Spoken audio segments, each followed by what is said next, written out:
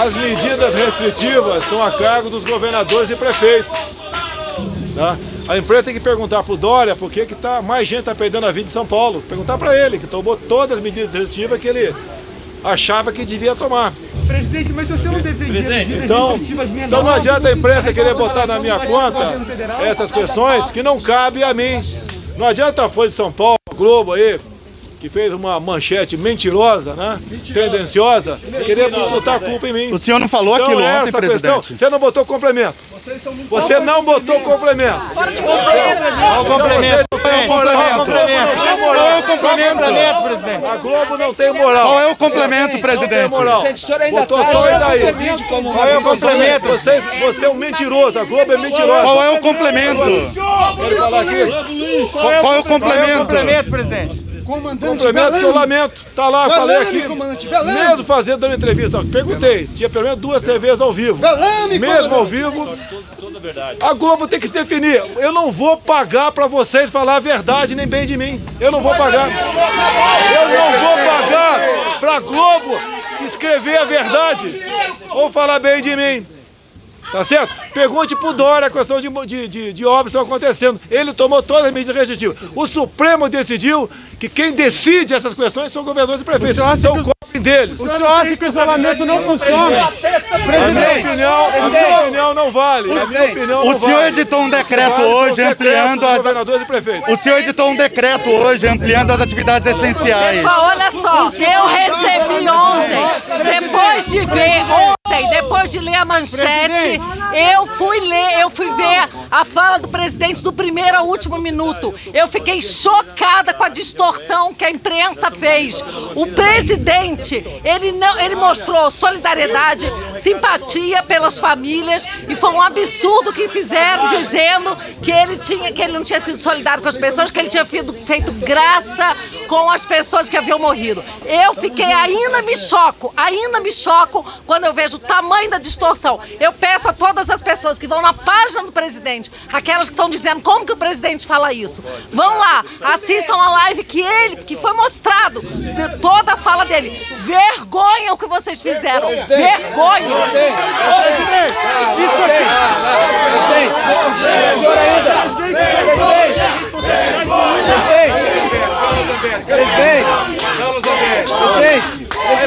Presidente, fala o senhor com a gente. Presidente, fala o senhor com a gente, presidente. A gente tem... Por que você está desrespeitando uma parlamentar? Você está desrespeitando uma mulher parlamentar?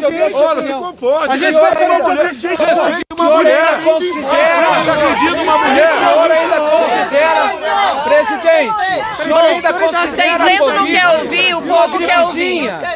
Se a imprensa não quer ouvir, acho que vocês querem. Isso aqui não estimula, Vocês precisam... O seu comportamento não estimula atitudes... O senhor pode ficar quieto, por favor? Presidente, O senhor pode ficar quieto, por favor? presidente, por gentileza. Pessoal, olha só, vocês precisam pressionar os governadores e os prefeitos das suas cidades. Porque tem mais de 4.800 cidades que não tem nenhum caso de coronavírus, que podiam estar andando normalmente. Não é possível que a gente estimule o desemprego como está havendo. Vai haver muito mais mortes pelo desemprego do que está havendo pelo coronavírus. Toda morte, qualquer morte é sentida por cada um de nós. Porque vai começar a atingir também a família de todo mundo. Só que a questão é, a gente tem que pensar nos que estão sem empregos. A gente tem que pensar nas cidades onde não tem nenhum caso de coronavírus e as pessoas estão passando fome nas comunidades, nos mais pobres. Essa ajuda que o presidente deu para 54 milhões de brasileiros, de R$600 a R$1.200, em 3 vezes, né? Ou seja, são R$1.800 a R$3.600 de ajuda do governo, mais 30 milhões de pessoas que estão no Bolsa Família. Não é suficiente para matar a fome dessas pessoas, a gente precisa voltar, mas é preciso coragem, é preciso força de vocês. Então vamos apoiar o presidente, porque ele precisa do povo. E queria agradecer o apoio que vocês deram pra gente. Obrigada. Parabéns, presidente. Parabéns, Bia. Parabéns, Bia. Obrigada ao povo de Brasília que me apoia também. É preciso caráter, a gente tem que apoiar quem na ponta da linha está entregando a vida por todos nós. O presidente já sinalizou isso. A gente já sinalizou, o presidente está sensível a todas essas questões. Eu sou do Rio de Janeiro, laboratório da vitimização policial. no Brasil. E o presidente está sensível. A vitimização é uma política pública federal e vai se consolidar como isso cada vez mais. Então não tem como a gente dissociar a imagem do presidente a esse mau caratismo que vocês estão tentando colocar e manipular todas as pessoas. Somos seres humanos também temos família, sou mãe de 3 filhos também. Por que eu estaria aqui se não fosse pela vida, pela saúde e por todos eles? Então isso é muito mau caratismo. A gente precisa retomar gradativamente. Quem pode, é lógico que o isolamento social ainda é uma forma de proteção. Quem pode ficar em casa, que fique. Mas quem não pode, que acredite, que confie num presidente sério, honesto e que tem pulso. Porque a ele a gente deve a convicção que o nosso país tem jeito e tem jeito sim. É isso aí, Fabiana. Boa. Carol. Eu sou Carolina Detoni, deputada de Santa Catarina, estado de 7 milhões de habitantes, mas que já tem 406 mil desempregados por conta do decreto do governador Carlos Moisés. Não é a pretexto da pandemia que nós vamos proibir as pessoas do seu direito de ir e vir, do seu direito de circular livremente em todo o território nacional, algo que é um direito e garantia fundamental do cidadão, previsto na Constituição e que só poderia ser tirado se a gente tivesse com decretação de estado de sítio, ou seja, em caso de guerra declarada. Então esses decretos dos governadores são inconstitucionais. Nós não podemos admitir esse abuso de direito de cercear as liberdades mais sagradas do povo brasileiro, que é o seu direito de ir e vir, seu direito de circular, seja em praias, em praças, etc. Então, nós temos que preservar as vidas e também, para a gente poder preservar a vida, a gente precisa garantir o direito à sobrevivência. Isso significa empregos. Sem emprego, o pessoal vai morrer de fome, como já está acontecendo em muitas partes do país. É por isso, pessoal, que a atitude do nosso presidente Bolsonaro... A gente está tendo que trabalhar. A gente está sendo ofendido aqui pelos seus apoiadores, sendo xingado. Estamos sendo ofendidos.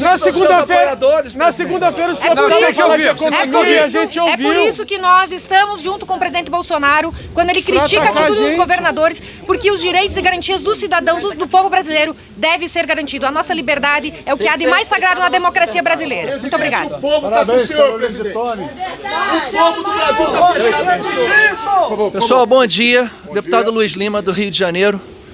Minha mulher, Milene Comini, foi presa de forma arbitrária em Copacabana, no lugar mais democrático desse país, onde une o rico, o pobre, o católico, o evangélico, o judeu, quem é de esquerda, quem é de direita. Minha filha de 14 anos, juntamente com o seu amigo da Seleção Brasileira Infantil de Natação, o que eu quero passar para vocês, a gente vive uma guerra política. E eu vou pedir aos jornalistas, vocês têm a capacidade de transmitir a verdade, apenas a verdade. Eu só peço isso a vocês.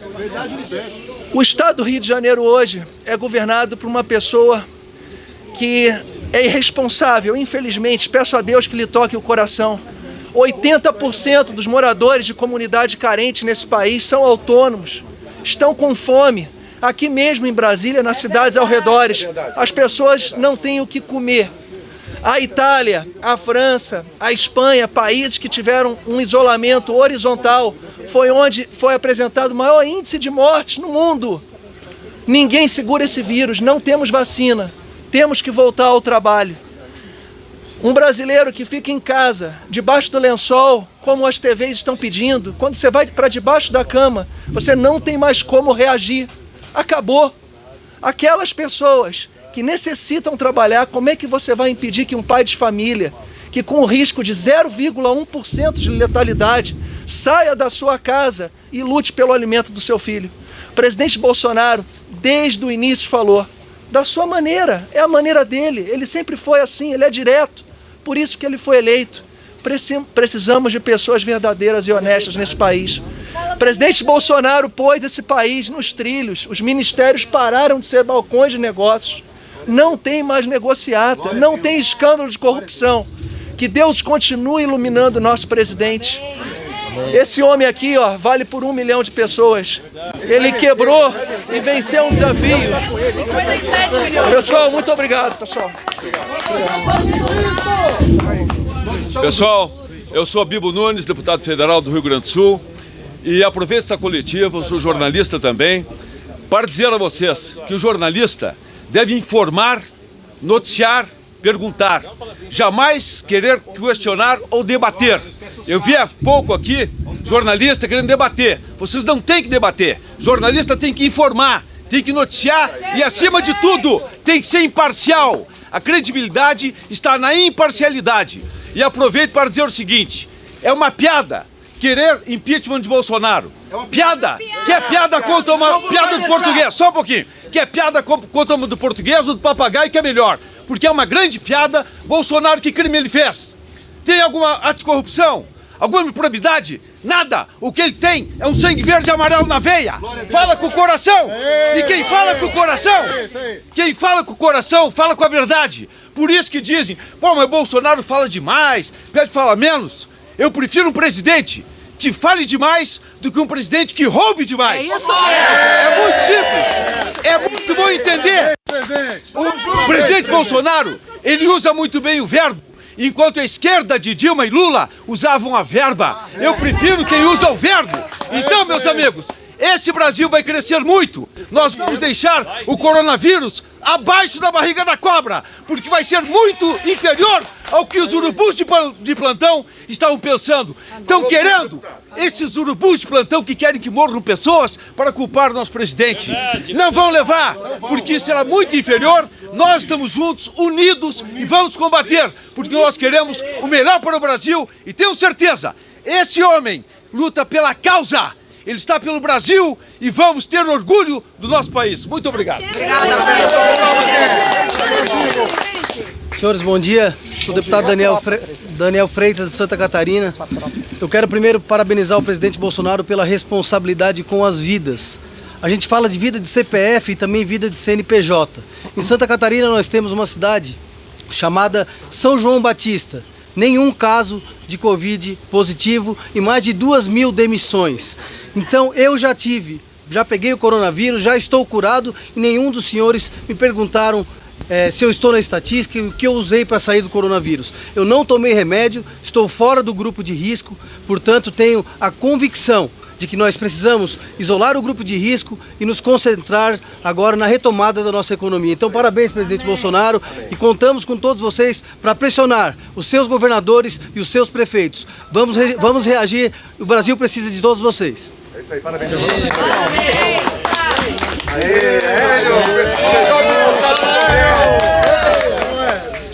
Avisar a todos vocês, aqui está o presidente, que eu chamo de irmão, conheço há mais de 20 anos. É uma pessoa que colocou a sua vida em risco para melhorar esse Brasil. Brasil esse que não estava valorizando a família, tinha muita gente pró-aborto e a favor da corrupção.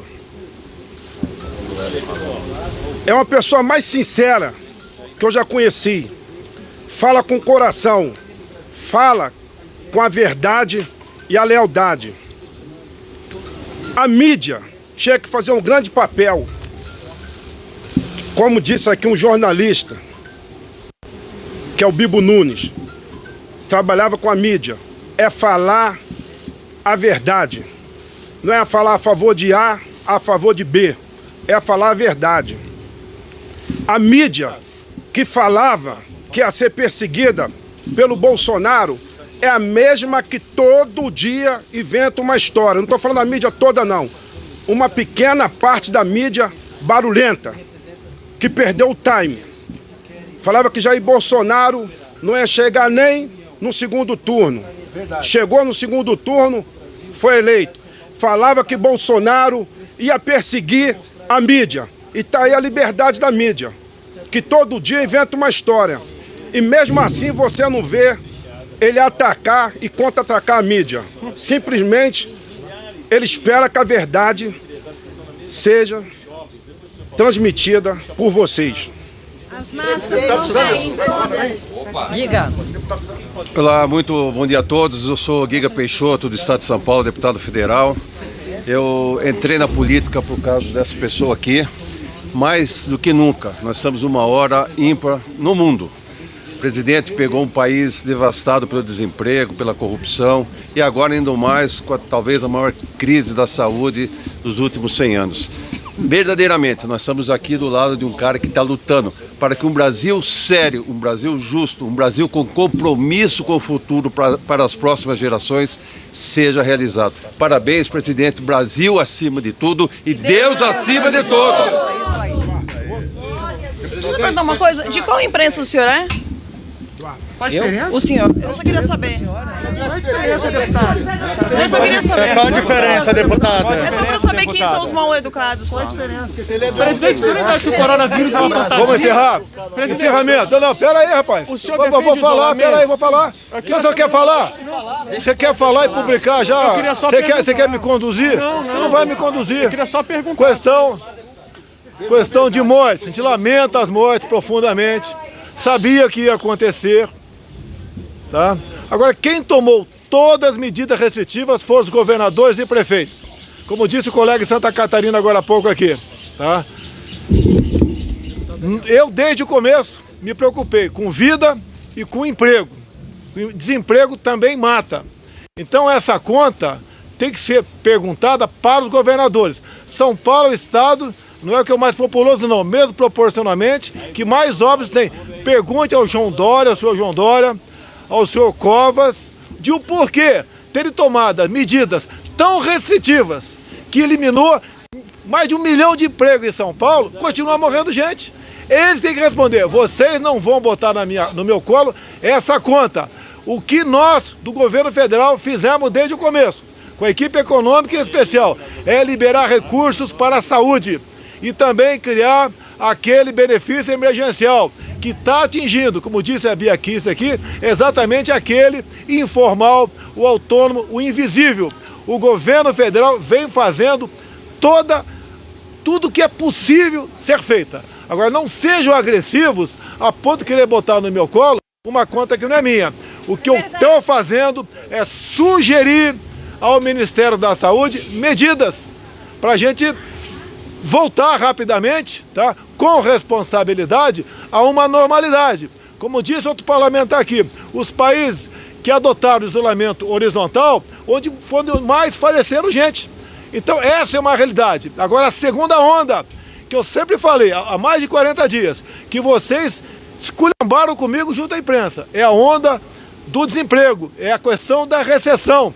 Essa será gravíssima, gravíssima, até porque cada 1% a mais no número de empregados, aumenta-se o número de mortes violentas no Brasil.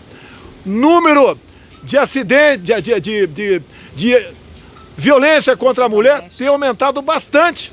Violência doméstica tem bastante, segundo dados da senhora Damares, ministra da Mulher. Então essa é a preocupação que eu sempre tive e não, mais do que não ser ouvido. Eu fui achincalhado por parte da grande mídia. O problema está aí.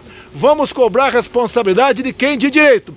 Fiz a minha parte desde o começo e a missão de um chefe é decidir. Porque pior do que até uma decisão mal tomada é uma indecisão.